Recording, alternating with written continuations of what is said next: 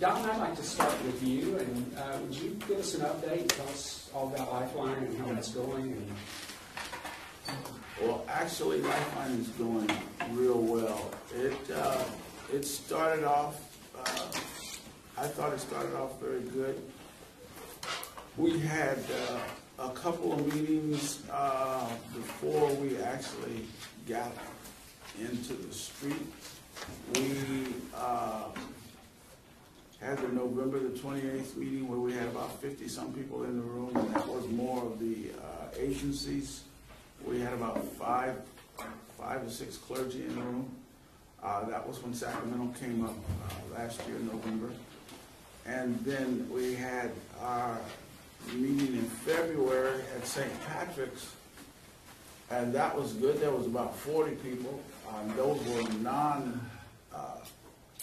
non-business entities. Those were people who were really concerned. There was, HSA was there. But I think other than HSA, there wasn't any of the business interest. It was more individual concerns, household interest. I think Monica was there. Were you there, Monica, on February?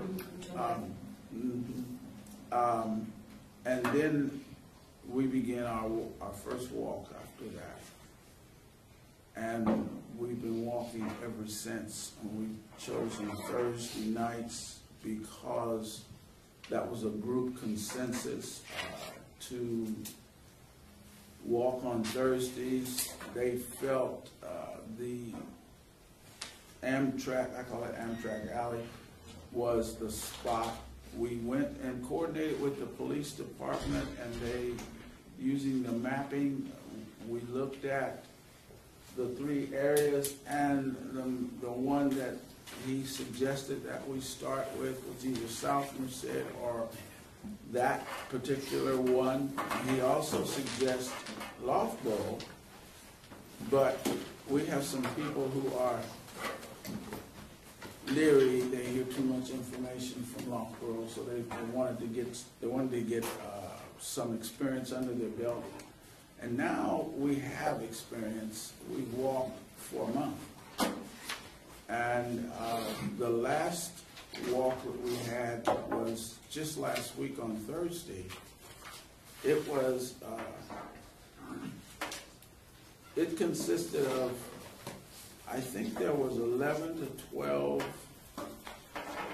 maybe more like 14, and I think about it. There was 14 people that showed up for that training, and we took them straight from the training to the walk site. So we had 29 people walking. So it was successful. We had one of the TV stations in Fresno come and walk a portion with us, film it, and broadcast it that same night. So it's looking real good. Now we've got to concern ourselves, and this is always the case. We are growing. How do we break up the teams, and who do we send where? Because we're supposed to have a minimum of minimum of 5 and a maximum of 20, and we've exceeded that. So now it's time to break up the group and send some to one site and leave some at the Amtrak site. So our concern now is breaking up the group and sending some to different sites. We can take the Loughborough site. I know you were going to say that. And I know you're wanting to walk that site, and we want to get over there. But I'm going to tell you, I'm not making the decision on what site the group is. So I put it to them. They chose the Amtrak site. I suspect they're going to choose the South. They're going to keep staying away from Loughborough as long as they can. I suspect. So if I get 5 people from the Loughborough site and they get trained by you, I can start it? I'm going to get a clergy too. You gotta get a Okay. clergy person. I'll get a clergy. Okay. I can arm wrestle. Okay. Then if you can do that, Monica, we'll get started. Because I think there's 4 or 5 people in the group already that will walk the long course. So we'll put a team together. You know, I don't care how we get it done, as long as we get it done. Because the longer we wait, the more window of opportunity we give the thugs to be even louder. We don't want to give them any more. I know they watch TV too, so they know we're out here, and I know they know we're coming. So would you talk about some of the reactions you've gotten? And I know you've gotten some pretty positive stuff. It's all been positive. We've had people follow us around and ask what we're doing. The first night we were in the Amtrak alley, we had somebody follow us in their car for about an hour. Everywhere we walked, they were going. And then finally they rolled down their window, "What are you guys doing?" And we told them. And they said, "Great, keep up the work." And we went, "Oh." And then we had some people come out of their homes, look, "Hello, how you doing?" "Good. What are you doing?" "We're walking to help prevent crime in your area. We don't want the gang members to come out for these 2-hour periods. It's 2 hours now. It may go to 4. We can go as much as 4. So, but we don't want them coming out in your area. So we're making ourselves visually present. We're not here to fight. We're here to combat. We're not policemen. We're here to greet you. We're here to let you know that we care about what's happening in your area.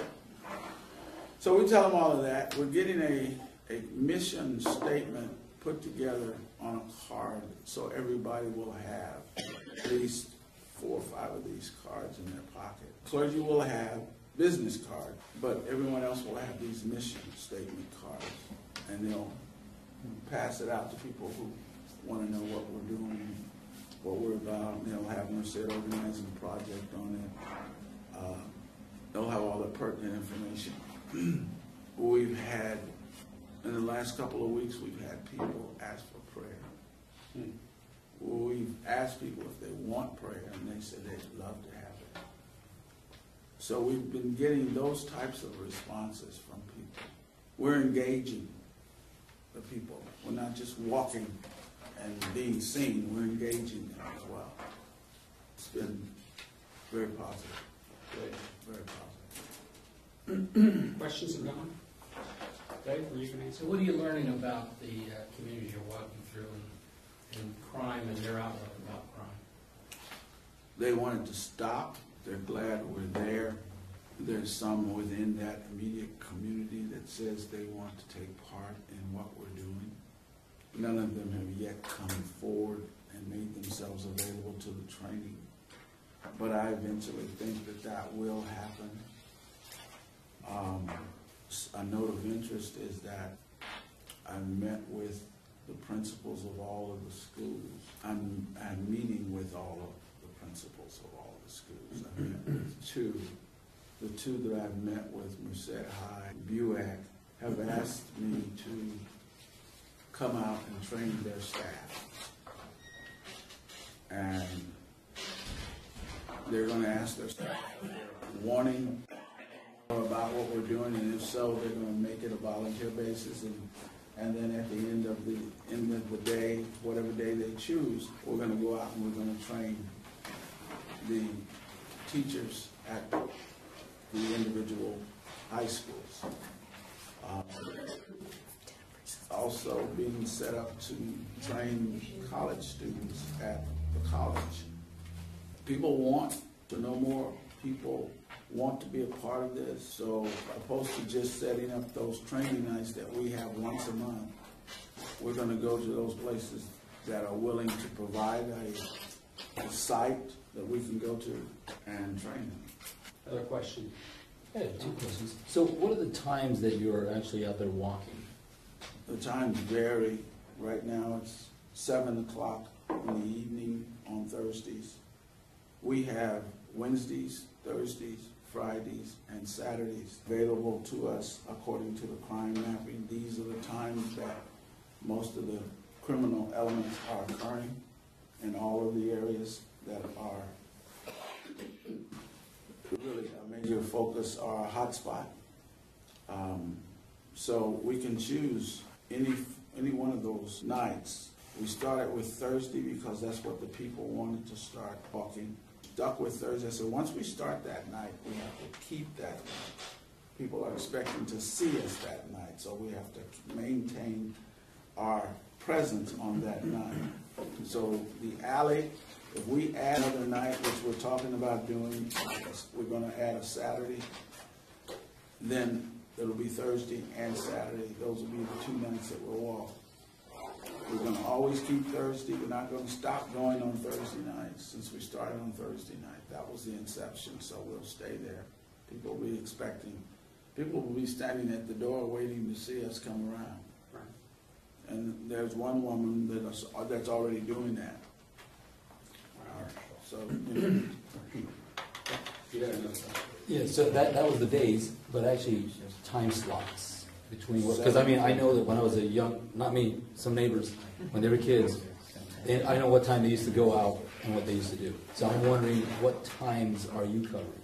we're covering 7 to 11, but right now we're growing to the 11 o'clock hour. We're walking 7 to 9 right now.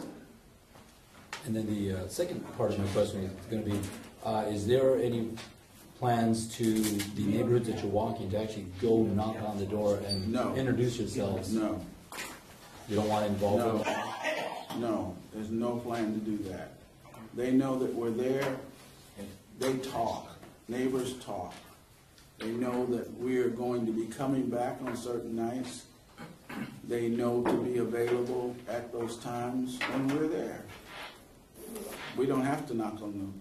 When we were in Sacramento, we didn't knock on any doors. We just appeared in the apartment complex, and people came out to meet with us, shake our hands, ask for prayer. We didn't have to go, and we don't have to go here either. They will come out. We won't knock on the door. This is not a door-to-door adventure. This is just being present. This is just being present. I thought it was just like a nice way to introduce yourselves. You know, we'll get introduced. They'll come and want to know. It's their neighborhood. We want them to take an interest in their neighborhood. And by allowing them to be the one that introduces himself first, that means that they're concerned about their neighborhood. Now we want to talk with them, and we want to ask them to spread the word to others in their neighborhood. Thanks, Don. Yeah. That's really exciting.